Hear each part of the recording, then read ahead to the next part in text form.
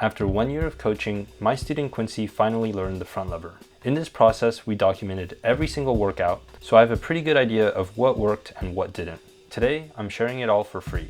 Quick disclaimer, this video isn't a one-size-fits-all tutorial. Instead, I'm going to share key insights from Quincy's journey that might help you as well. Additionally, I'll be sharing some helpful tips at the end of this video, so stay tuned. Before I do that, let me introduce myself.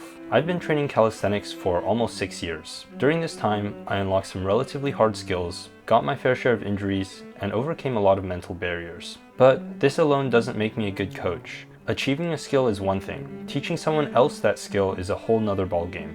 That's because if you have good genetics or a strong background, you can achieve a skill without difficulty. However, you might not be able to replicate that success for a different person.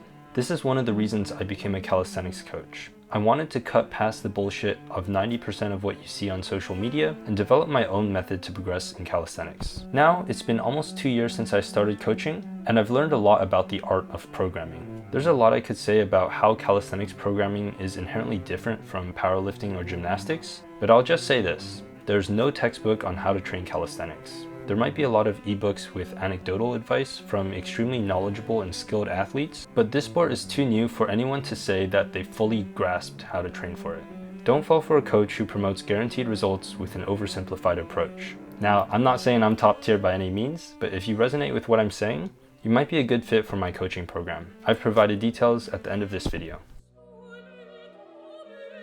Quincy reached out to me a year and a half ago after I posted this video on how I gave free calisthenics coaching for 6 months. When we first started, he was 5'6", 131 pounds, and 30 years old. He came in with a climbing background, so he was already starting at an advanced tuck front lever. Some of the first things I asked Quincy were his training goals, injury history, workout split, training videos, and more. This helped me build a program tailored towards Quincy's immediate needs and long-term goals. Now, some of you might be thinking that I made a super complex program, especially if you've watched my previous videos on calisthenics programming and biomechanics. But honestly, I kept it really simple. This is the program I gave for our first week of coaching. Workout 1, 3 sets of 6 to 8 seconds in the advanced tuck front lever, and 1 set of 10 seconds in the band-assisted super advanced tuck front lever.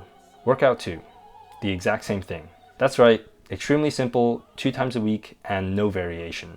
Why did I do this? Well, let's start with the frequency. Before we started coaching, Quincy was running a push-pull legs program with 2 climbing sessions every week. I wanted my program to be minimally invasive to his routine, so I kept the upper body training at twice per week.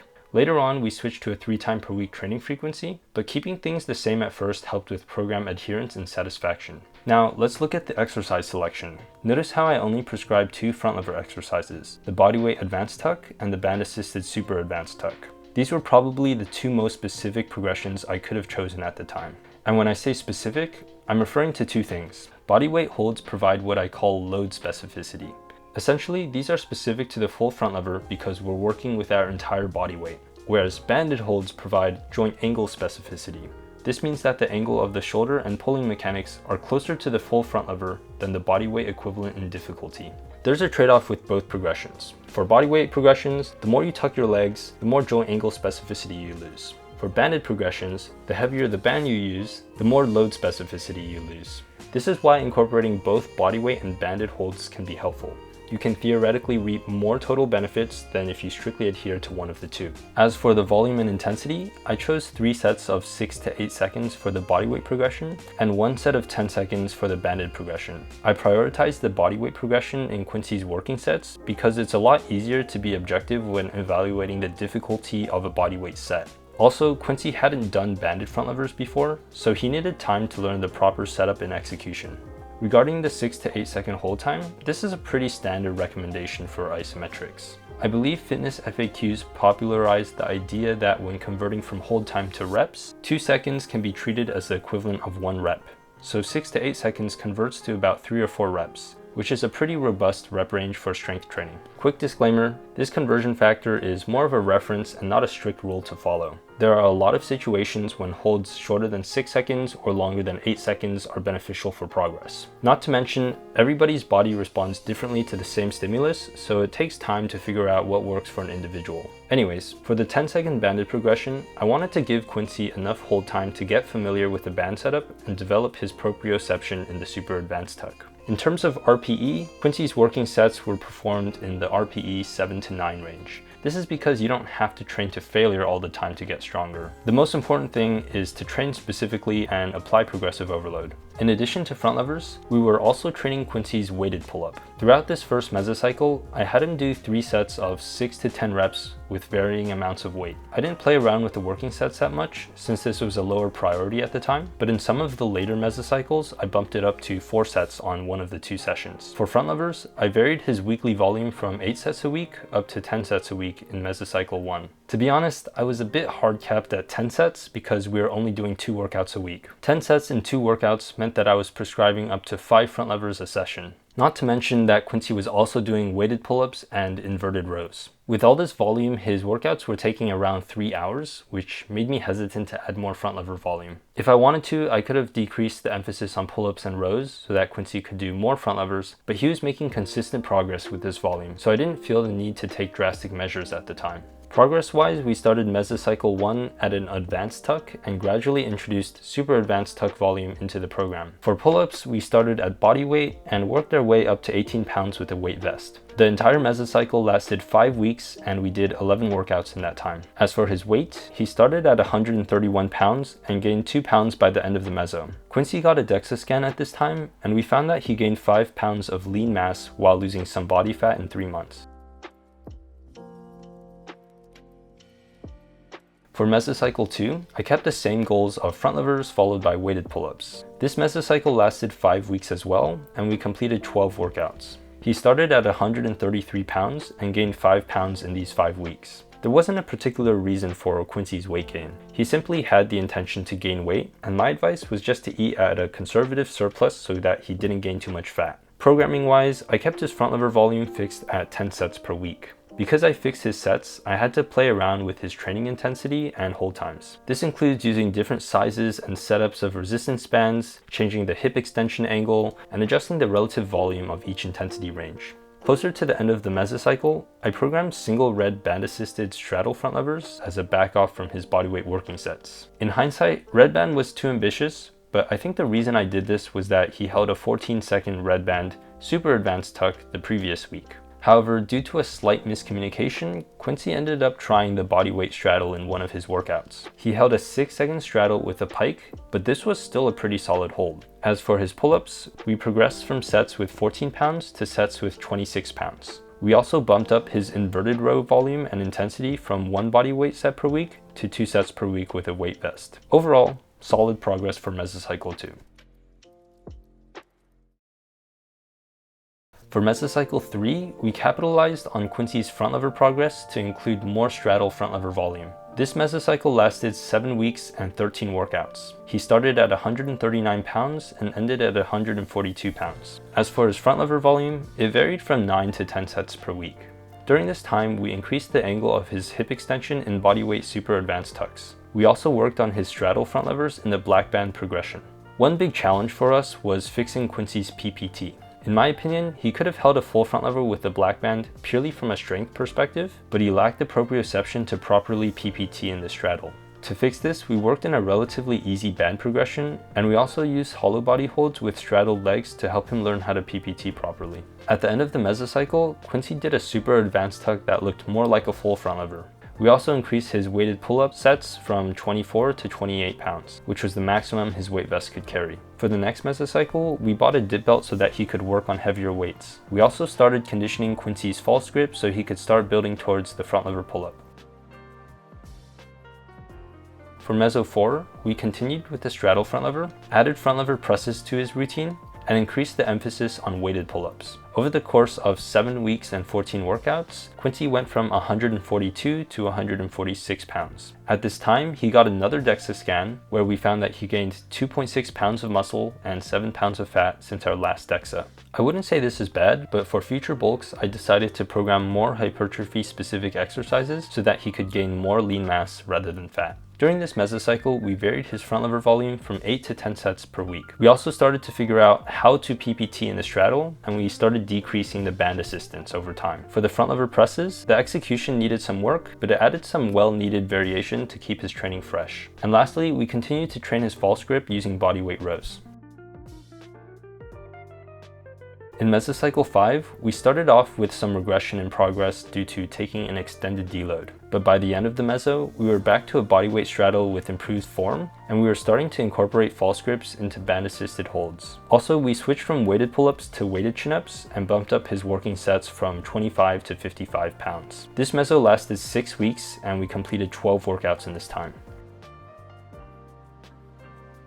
In mesocycle 6, we completed 19 workouts in 7 weeks. This increase in training density is because we started to incorporate 3-session weeks into our routine. As for weight gain, we started at 146 pounds and ended the meso at 148 pounds. During this time, we put weighted calisthenics on maintenance volume and focused on front levers. This combined with the increase in training frequency led to us doing between 11 and 16 sets of front levers per week. Unsurprisingly, Quincy's super advanced tuck and straddle front lever saw a lot of progress in this time. He did a 5-second straddle at 152 pounds and a 7-second straddle at 148 pounds. His red band straddle volume increased to over 10 seconds, and he finally nailed the technique for the front lever press. By the time he hit the 7-second straddle front lever, I knew that he could hit the full if he wanted to. That being said, I wasn't in a hurry to test it. I wanted to consolidate his straddle a bit more before we attempted full front levers. Meso 7 is when we finally unlocked the full front lever. It lasted 9 weeks and 29 workouts, which is relatively long for us. The reason this meso lasted so long is that Quincy got some injuries, which led to us doing more light workouts. The specific injuries he got were periostitis, which is pretty common in the planche, and backstabbing, which is a term that my friend Remy uses for intrascapular pain in the front lever. For the backstabbing injury specifically, Quincy rated the pain as a 1 out of 10 at first, which I wasn't too alarmed by. But the pain persisted and grew in intensity, which made me decide to lower his training volume and difficulty. For rehab, I recommended several drills and stretches. Some of them included scapular retractions, rhomboid stretching, and thoracic spine mobility. However, what allowed Quincy to recover from the backstabbing wasn't necessarily the rehab, but actually a chiropractic adjustment. After his adjustment, his pain significantly decreased and hasn't returned since. Anyways, let's get back to the progress aspect of this mesocycle. Starting out, Quincy was already doing an 8-second straddle and a 17-second red band straddle. In addition to that, he lost 10 pounds during the mesocycle, which significantly improved his relative strength. When we did our next DEXA scan around this time, Quincy had dropped to 11.2% body fat, which was 5% leaner than when he first started, while being 3 pounds heavier. 6 weeks into the meso, he did a super advanced tuck that looked more like a full front lever.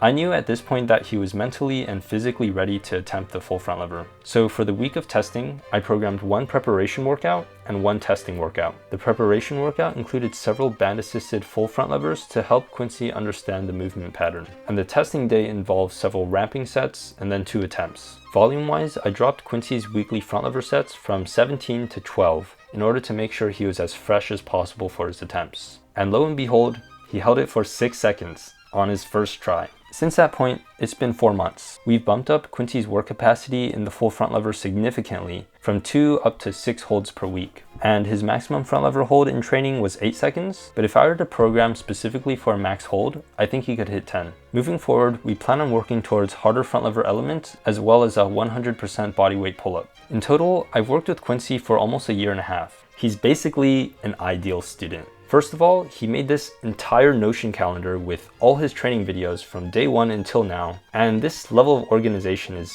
so rare. It helped me a lot to understand his training at a low level, and it helped even more as I was making this video and trying to put together a clear narrative of his journey. In addition, he trusted me. This is a simple but extremely important quality because a lot of people don't trust their coaches enough to actually listen to them. No matter how good the program is, it doesn't matter if the student doesn't follow it. I've had zero adherence issues with Quincy in this entire experience. He almost never skipped workouts, and he was great at communicating with me if anything ever came up. This is especially important when plateaus or injuries happen. The fact that he trusted me to help guide him through those challenges enabled me to do the best possible job that I could as his coach. Of course, I'll always defer to the recommendation of a competent medical professional, but sometimes only a calisthenics athlete will understand how to recover from a calisthenics injury. So having that trust is invaluable. Anyways, before I start closing off this video, let's hear what Quincy has to say about his experience working with me. Working with Jimmy has honestly been such a great experience. I actually started getting coaching from him last year, back in April. Before that, I actually had very beginner level experience of calisthenics. I didn't know where to start or how to get better. I was always at a plateau because I didn't have anyone to keep me accountable to review my form or help give me the guidance on learning specific skills like the front lever, planche. After working with Jimmy, I was able to accomplish my main goal, which was to learn how to do a front lever. Jimmy, you're the best. Honestly, I feel like you're always so patient, and I would honestly recommend you to anyone that would love to take on coaching. Appreciate the feedback, Quincy. Before I wrap this whole thing up, I want to do two things. First, I want to give you some tips that I wasn't able to fit into the earlier part of this video. You can think of this as a reward for watching up to this point. Second, I want to give a bit more detail into what my coaching program entails and how you can sign up. Let's start with the tips. I'm going to cover 3 pieces of advice which may or may not be useful for your specific situation. First, when should you deload? You might have noticed that in the course of 1 year, Quincy had 7 mesocycles, meaning he deloaded 7 times. For those of you who don't understand what a mesocycle or a deload is, let me briefly explain. A mesocycle is a period of hard training separated by deloads. During a mesocycle, you try to apply progressive overload from session to session or from week to week. The gradually increasing stimulus forces your body to adapt and get stronger, but it should also be done in a sustainable way so that you don't burn out in 1 to 2 weeks. As for a deload, this is an extended break from hard training, usually around 1 week long, where you focus on recovery while maintaining technical and strength adaptations. The concept of a mesocycle and deload come from traditional strength sports like powerlifting and Olympic weightlifting. In my opinion, this structure is pretty useful for people in general. However, some of you may know that traditional training schemes don't seem to apply well in high-level skill training, as many top athletes have shown. Recently, I've also noticed limitations in the traditional workout split in terms of maximizing skill progress. So I've been experimenting with higher frequency skill training, the idea of normalization, and using an intuitive approach to my workout structure rather than a fixed program. I'm not recommending that you guys do this because it requires a lot of training experience, knowledge, and introspection to do this effectively. But this is something you should keep in the back of your mind in case you need it down the road. Let me know in the comments if you want videos on this topic. Anyways, back to the question of when you should deload. There's 4 main reasons to take a deload. First, systemic fatigue. This is when your central nervous system is fried from hard training and you need rest to recover your energy levels. Second, local fatigue or injury. This kind of fatigue is limited to a small area like your joints, and even if you're not systemically fatigued, it's probably still a good idea to deload for the sake of recovery. Third is mental fatigue. This ties into systemic fatigue since you'll feel mental fatigue when your CNS is fried, but there is also a special case for those of you who work mentally demanding jobs. If you have a job where you need to maximize cognitive function, sometimes a deload is warranted if you notice yourself mentally tired, even if you can still train physically hard. Lastly, life events. If you have a big event like traveling, exams, busy work weeks, etc., sometimes it's a good idea to plan deloads during these periods so that you can briefly focus more on your life events and then come back to training when you're ready. Tip number 2, how should you set up bands for the front lever? This actually ties into the topic of my upcoming video, where I'm gonna explain how different band setups affect the kinematics and mechanics of front lever elements. But I'm gonna keep it simple for now. There's several band setups which I use for myself or my students. First is the single or double loop low bar setup. Second is the waist to foot low bar setup. And third is the rings or dip bar setup below a pull-up bar. Each of these progressions has its strengths and weaknesses, and I don't really have time to cover them in this video. But at the end of the day, it doesn't really matter which progression you choose, as long as you're consistent with the setup and can apply progressive overload over time. This might mean decreasing the amount of band strain, using a lighter resistance band, extending your legs more, or doing more volume. Tip number 3, how much front lever volume do you need to progress, and at what intensity should you train? You might have noticed that for a lot of our time together, Quincy only did 10 sets of front levers per week, which is less than what most people would expect. In my opinion, 10 sets met Quincy's minimum effective volume threshold since he was making consistent progress on this volume. But it was also less than his maximum effective volume, as evidenced by the 17 set training weeks closer to the end of our first year. However, we have to keep in mind that throughout this year, Quincy was also training weighted pull-ups, which are synergistic towards front levers. So if we had only done 10 sets of front levers a week and nothing else, that might not have been enough volume to progress. So to answer the first question, how much volume do you need? I would say that it depends on the person, their training level, and their lifestyle out of calisthenics. But in general, the systematic approach to optimize volume would be to start at a conservative amount and increase it over time. This sounds easy to apply, but it's somewhat complicated because there are other factors like intensity and relative intensity that affect your work capacity. For example, 5 sets at 95% of your 1RM at an RPE 9 is probably going to be a lot harder to recover from than 5 sets at 80% of your 1RM at an RPE 8. I won't go into depth on how to optimize every variable because it's a really nuanced topic, and this is more of an art form rather than a formulaic method. Lastly, what intensity should you train at? As I said before, this depends on your volume and relative intensity. Everyone has their own approach to training, but usually you decide each of the 3 variables in order of importance. For example, if I'm trying to progress purely in strength, I might choose an intensity range before I even think about the volume or relative intensity. From there, based on my unique training style and body type, I might pick a relative intensity that makes sense for me. And lastly, I'll change the volume based on what allows me to recover and progress. It takes a lot of experimentation to find out what works best for you, so you should be intentional with your training and try to understand how all the different inputs can affect your overall progress. Okay, we finally made it through the tips. Let's talk about what coaching with me looks like. First of all, I want to say that I don't need to coach people. I have a full-time job as an engineer, and I'm also a reservist in the military. So I'm not doing this purely for money. Like I said before, I decided to become a coach because I knew that it would help me refine a systematic approach to training that can help anyone, not just myself. I did it for free in my first 6 months, and I plan to coach people in the foreseeable future. Anyways, here's what I'm looking for in a student. First, I want someone who thinks long term. When I sign someone on for coaching, I want to coach them for at least 6 months. This is because it takes time to understand how a person's body works and their unique training method, and I don't want to rush that process. It also takes time to see progress, so I'll need you to be patient with me and trust me to make the right decisions for you in your training program. Second, I want students who are highly motivated and disciplined. It doesn't matter how good the program is if the student doesn't make the time to work out and eat properly. Lastly, I'm looking for people who want to learn, not just blindly follow instructions. My goal when coaching someone is to teach them as much as I can so that they can coach themselves after 6 months. You need to be willing to ask questions and understand why I'm doing what I'm doing. If you meet these 3 criteria, then consider coaching with me. You can sign up for a free consulting call by filling out the Google form linked in the description and sending me an email explaining your background and what you're looking for. Make sure to send that email because I don't get a notification when you fill out that form. I'll follow up with you to book a time where we can talk about your goals and whether my coaching is suitable for you. As for what my service entails, here's what I'm offering. First, 1 coaching call every 1 to 2 weeks. Usually my calls run for around an hour, but my students all know that I'm willing to go to 2 hours if I have time and if there's a need for it. The reason why the calling frequency is kind of variable is that I have a work schedule that makes it hard for me to call during some weeks. But I make up for the missed time offline or by scheduling extra calls. New students generally need 1 call every week, but my experienced students are all doing well at 1 call every 2 weeks. So it depends on the situation. In addition to the coaching calls, I'll also give you my contact information so that I can give you feedback on a daily basis. Now let's talk about my rate. I know everyone loves to hear this. My rate right now is $120 per month,